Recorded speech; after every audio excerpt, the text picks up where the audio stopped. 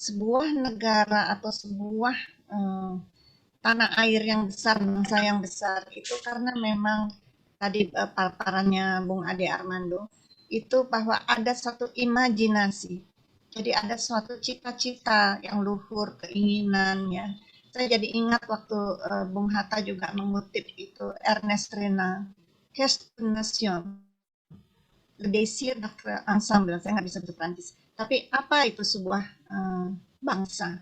Adalah keinginan. Keinginan itu berarti ada imajinasi, Ya, ada suatu desire untuk menjadi satu bangsa, ada merasakan persamaan dan ada solidaritas dan ada kesetiaan di antara kita gitu. Nah, ini pesan yang paling penting. Jadi saya juga dengan paparan ini saya jadi baru melek juga ya, kaget saya bahwa selama ini terjadi pencucian otak di mana rasa kebangsaan atau rasa bela bangsa, jiwa nasionalisme itu menjadi hilang atau digerus perlahan-lahan dengan pikiran-pikiran yang cepet ya, yang ya, sempit, dan itu pun salah dalam menginterpretasikan ajaran agama Islam.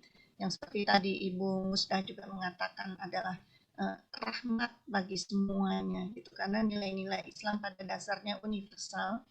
Jadi kita di sini diberi catatan khusus oleh Bung Ade Armando agar kita tidak boleh lalai dan juga ada suatu imajinasi dari cinta loyalitas kita kepada tanah air dan bangsa itu digerus ya dengan sikap-sikap yang ya ini mungkin karena kita bangsa Indonesia juga harus rajin ya, rajin baca, melihat akar kita, melihat Indonesia sebagai rumah kita, bagaimana sejarah ini terbentuknya.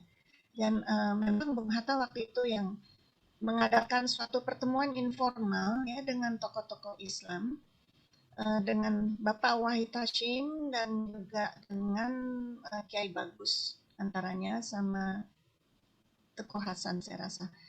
Itu mengatakan bahwa saudara-saudara kita di Indonesia Timur agak berkeberatan kalau Piagam Jakarta itu yang menuliskan ketuhanan yang Maha Esa dengan syariat-syariat Islam bagi para pemeluknya.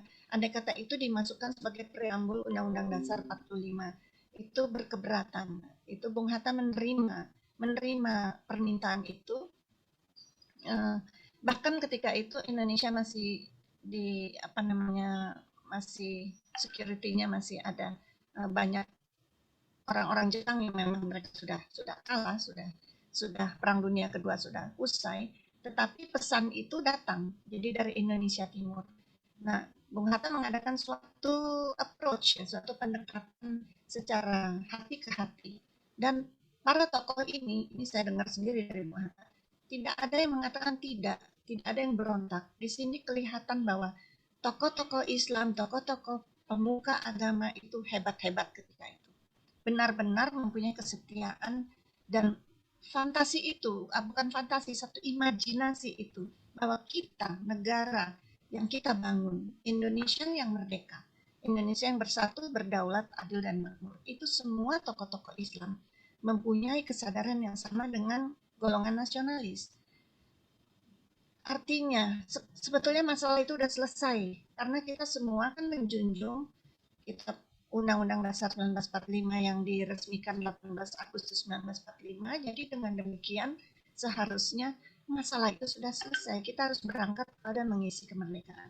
Sekali lagi ini kita harus menjadikan suatu catatan yang penting ya, bahwa jangan lalai, jangan lupa, dan juga kita harus kembali kepada sejarah kita, bagaimana negeri ini terbentuk, dan kita melihatnya dengan kecerdasan otak dan kecerdasan hati. Karena pada dasarnya Islam adalah menggunakan otak dan akal sehat yang sebaik-baiknya.